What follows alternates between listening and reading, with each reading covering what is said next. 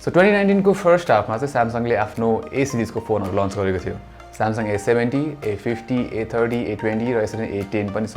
अब यो डिभाइसहरुको रिभ्युहरु हेर्नुहुन्छ भने चाहिँ हामी लिंक यतापट्टि छोडिदिने छौं।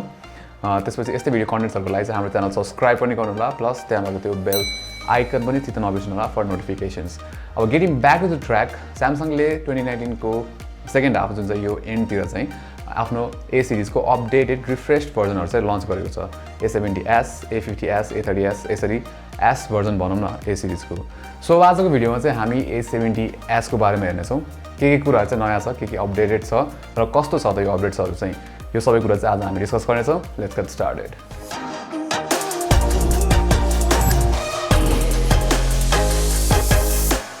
सो A70s चाहिँ A70 को अपडेटेड भर्जन हो, तर बडी फर्म र डिजाइनमा चाहिँ खासै त्यस्तो धेरै चेन्जेस केही पनि छैन।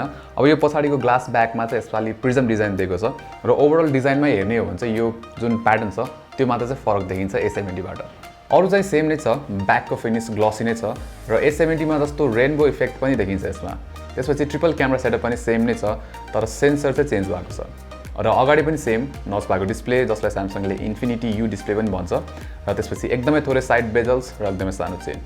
अब यो कम्बिनेसनलाई होल्ड गर्छ प्रिमियम देखिने एल्युमिनियम फ्रेमले र फ्रेमको एउटा साइडमा भोल्युम बटन्स र पावर बटन छ भने अर्को साइडमा सिम स्लट जसमा दुईटा न्यानो सिम कार्ड प्लस एउटा माइक्रो एसडी चाहिँ एकैचोटी युज गर्न मिल्छ। अब फिंगरप्रिन्ट सेन्सर पनि पहिलाको जस्तै इन डिस्प्ले स्क्यानर युज गरेको छ यसमा। त्यसपछि बटममा headphone jack, USB type C, primary mic र स्पिकर छ भने टपमा चाहिँ सेकेन्डरी माइक मात्र छ। अब नच माथि चाहिँ स्पिकर ग्रिल जस्तो देखिन्छ तर स्पिकर चाहिँ छैन त्यसमा। त्यसको तल नचमा चाहिँ फ्रन्ट क्यामेरा राखिएको छ। स्यामसङ A70s मा यसपालि नयाँ कुरा भनेको चाहिँ नयाँ क्यामेरा सेन्सर छ। सो यसपालि चाहिँ 64 मेगापिक्सल को क्यामेरा सेन्सर युज गरेको छ र यसले पनि क्वाड बेड टेक्नोलोजी नै युज गर्छ। सो डिफल्टमा चाहिँ 16 मेगापिक्सल को इमेज खिच्छ भने तपाईले 64 मेगापिक्सल को इमेज खिच्नलाई चाहिँ एस्पेक्ट रेशियो चेन्ज गर्ने अप्सनमा गएर टगल गर्नुपर्ने हुन्छ। So generally daylight shotsहरु राम्रो आउँछ, डिटेल्सहरु राम्रो छ, डायनामिक रेन्ज पनि निकै राम्रो छ र कलर पनि थोरै स्याचुरेटेड देखिन्छ, न्यूट्रल चाहिँ छैन र कुनै सिचुएसनमा चाहिँ स्काई अलि ओभर एक्सपोज्ड भएर पुरै व्हाइट देखिन सक्छ जस्तै यो इमेजमा। अब 64 मेगापिक्सल को इमेज र नर्मल 16 मेगापिक्सल को इमेज कम्पेयर गर्ने हो भने डिटेल लेभल obviously राम्रो छ 64 मेगापिक्सल को, तर 64 मेगापिक्सलमा चाहिँ HDR अवेलेबल हुन्न र धेरै जस्तो अलि अन्डर एक्सपोज्ड इमेज हुन्छ नर्मल इमेजसँग कम्पेयर गर्ने हो भने चाहिँ। जस्तै यो दुईटा इमेजमा लेफ्टको इमेज चाहिँ अलि अन्डर एक्सपोज देखिन्छ राइटको भन्दा चाहिँ।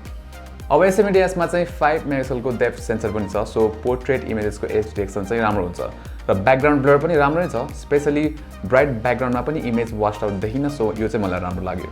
अल्ट्रा वाइड एंगल क्यामेरा चाहिँ A70s मा 8 मेगापिक्सल को राखेको छ र ल्यान्डस्केप्सको लागि चाहिँ अल्ट्रा वाइड एंगल एकदमै काम लाग्छ स्पेशली ट्राभल गर्दाखेरि र A70s को अल्ट्रा वाइड क्यामेरा राम्रै छ। डिटेल्स अब obviously थोरै हुन्छ र दिउँसो पनि नोइज चाहिँ हामी अलिअलि देख्न सक्छौं, तर कलर चाहिँ कन्सिस्टेन्ट छ मेन सेन्सरको इमेजसँग। So ultra wide angle camera चाहिँ राम्रै छ। A70s मा नाइट मोड पनि अवेलेबल छ र नाइट मोड चाहिँ ओके छ। नाइट मोड युज गर्दा इमेज ब्राइटर देखिन्छ र शार्पर पनि देखिन्छ obviously, प्लस नाइट मोड वाला इमेज चाहिँ अलि क्रप्ड हुन्छ नर्मल इमेज भन्दा।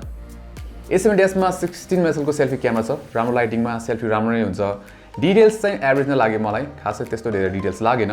अब HDR ले गर्दा ब्याकग्राउन्डमा डिटेल पनि राम्रै देखिन्छ, वाट्स आउट देखिन, प्लस पोर्ट्रेट सेल्फी पनि राम्रो लाग्यो मलाई यसको। अब भिडियोको कुरा गर्दाखेरि चाहिँ A70s मा 4K 30 FPS सम्म खिच्न मिल्छ। 4K मा चाहिँ भिडियो शार्प हुन्छ, डिटेल पनि मज्जाको छ र डायनामिक रेन्ज पनि ठिकै छ, तर स्टेबलाइजेसन छैन, सो एकदमै सेकी हुन्छ फुटेजहरु। अब 1080p मा जाँदाखेरि चाहिँ शार्पनेस घट्छ मजाले, तर फुटेज चाहिँ बडी स्टेबलाइज्ड हुन्छ 4K भन्दा चाहिँ। त्यसपछि सुपर स्टेडी भन्ने अप्सन छ यसमा, सो त्यो अन गर्दा चाहिँ भिडियो अझै बडी स्टेबल आउँछ, तर डिटेल चाहिँ थोरै हुन्छ 1080p नर्मल भन्दा पनि। सिमिलरली अल्ट्रा वाइड एंगलबाट खिच्दा एकदमै स्टेबल फुटेज आउँछ, तर डिटेल लेभल obviously थोरै हुन्छ। A70s को डिस्प्ले साइज देखि लिएर पिक्सल डेन्सिटी सम्म A70 को जस्तै सेम नै छ। 6.7 इन्च को सुपर एमोलेड डिस्प्ले, 1080x2400 को स्क्रिन रेजोल्युसन। स्यामसङ को सुपर एमोलेड डिस्प्ले यो रेन्जमा त बेस्ट नै हो हैन, त्यसमा त कुनै डाउट नै छैन। त्यसपछि अब कलर्सहरु एकदमै भाइब्रेन्ट छ, भिडियो कन्टेन्ट्सहरु हेर्नको लागि इट्स परफेक्ट। ब्राइटनेस पनि एडिक्वेट छ, आउटडोर सनलाइटमा चलाउँदा पनि कम्फर्टेबल नै छ र एज युजुअल विभिड र नेचुरल कलर प्रोफाइल अवेलेबल छ र नच हाइड गर्ने अप्सन पनि दिएको छ। स्यामसङ Galaxy A70 को परफर्मेन्स पनि राम्रै थियो। स्न्यापड्रागन 685 युज भएको थियो, 6GB र्याम, त्यसपछि 128GB इन्टर्नल स्टोरेज थियो त्यसमा। सो A70s मा नि सिमिलर सेटअप नै छ, केही पनि चेन्जेसहरु छैन र परफर्मेन्स पनि सिमिलर नै छ। डेली नर्मल टास्कहरू जस्तै सोशल मिडिया एप्स युज गर्दा, ब्राउजिङ र एपहरू स्विच गर्दा पर्फर्मेन्स स्मुथ नै छ, अलमोस्ट फ्ल्यागसिप जस्तो नै फिल हुन्छ।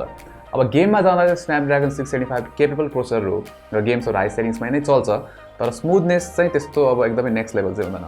जस्तै अब PUBG मोबाइल डिफल्टमा हाई सेटिङ्समा सेट हुन्छ, मेजर ल्याग स्टररहरू चाहिँ केही पनि थिएन, तर गेम प्ले चाहिँ अलिक चपी देखिन्छ, स्लाइटली नोटिस गर्न सकिन्छ, तर हाई सेटिङ्समा पनि मजाले प्लेएबल नै छ।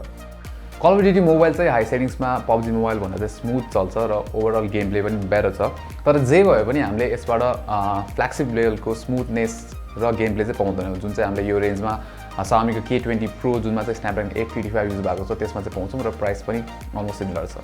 अब ब्याट्री डिपार्टमेन्टमा नि खासै चेन्जेस छैन A70s र A70मा। वेल चेन्ज खासै इम्पोर्टेन्ट पनि थिएन, किनभने A70मा पनि अब 4500 mAh को ब्याट्री थियो र A70sमा पनि सेम छ र यसको ब्याट्री चाहिँ एक दिनभन्दा बढी मजाले टिक्छ, सो आनन्द छ।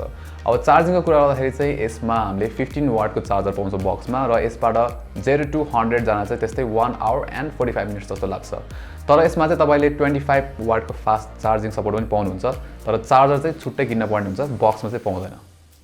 A70sमा in display fingerprint scanner use गरेको छ A70मा जस्तै नै, र A70 को फिङ्गरप्रिन्ट सेन्सर मलाई खासै राम्रो लागेको थिएन।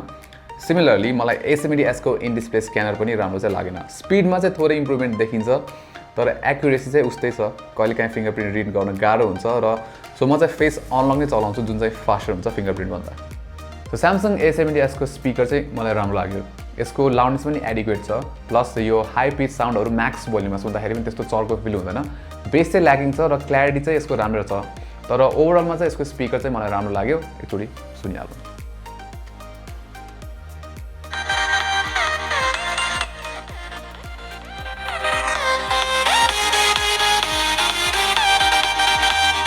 A70sमा चाहिँ हामीले Android 9 Pie OS पाउँछौँ र त्यसमाथि छ One UI 1.1।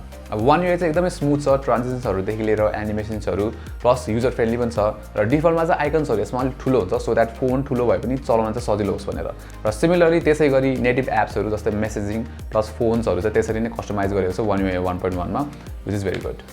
अरू अब एमोलेड डिस्प्लेको फाइदा अलवेज अन डिस्प्ले पनि छ यसमा, नाइट मोड पनि एभाइलेबल छ र नाइट मोड चाहिँ एकदम राम्रो देख्छ, प्लस एमोलेड डिस्प्लेमा नाइट मोड युज गर्दा चाहिँ थोरै ब्याट्री पनि सेभ गर्न सकिन्छ। अब अरू स्यामसङ फोन जस्तै यसमा डिजिटल वेलबिङ पनि छ, जसमा चाहिँ हामीले हाम्रो युजेज प्याटर्न चेक गर्न मिल्छ र सेल्फ कन्ट्रोलको लागि चाहिँ हामीले एपमा टाइमर्सहरू युज गर्न मिल्छ। सिमिलरली स्यामसङ र माइक्रोसफ्टको एपहरू चाहिँ यसमा प्रिइन्स्टल छ र तर धेरै जस्तो एप्स सबै एप्सहरू चाहिँ युजफुल नै छ, सो इस्यु चाहिँ भएन। सो स्यामसङ ग्यालेक्सी A70s को प्राइस छ 48,890 रुपिज र यो प्राइसमा चाहिँ युज गरेको छ स्न्यापड्रागन 675, जुन चाहिँ डिसअपोइन्टिङ छ, किन भन्दाखेरि मेबी स्न्यापड्रागन 730 नै युज गरिदियो भने चाहिँ गेमिङ पर्फर्मेन्स चाहिँ बेटर हुन्थ्यो होइन, सो यो कुरा चाहिँ अलिक डिसअपोइन्टिङ नै छ। त्यसपछि अब यसको क्यामेरा चाहिँ राम्रो नै छ होइन, 48 मेगापिक्सलबाट हामीले 64 मेगापिक्सलको सेन्सर पाइरहेछौँ, तर त्यस्तो खासै धेरै डिफ्रेन्स चाहिँ पाउँदैनौँ, त्यही पनि इट्स गुड। अब ब्याट्रीको राम्रो नै छ होइन, खासै कम्प्लेन छैन, इट्स भेरी गुड। त्यसपछि डिस्प्ले त भन्नै परेन होइन, स्यामसङको डिस्प्ले एकदमै राम्रो हुन्छ, यो रेन्जमा बेस्ट नै हुन्छ, तर एज अ ओभरअल प्याकेज हेर्ने हो भने 48,000 रुपिजको लागि चाहिँ A70s चाहिँ अलिक ओभर प्राइस नै देखिन्छ, स्पेसली अरू कम्पिटिसन्सहरूसँग कम्पेयर गर्ने हो भने चाहिँ। So that's it for this video, hope you guys like it, राम्रो लागेमा लाइक गर्नु होला, सब्सक्राइब पनि गर्नु होला र त्यहाँ भएको त्यो बेल आइकन थिच्नु होला for notifications. Until next time, नमस्ते।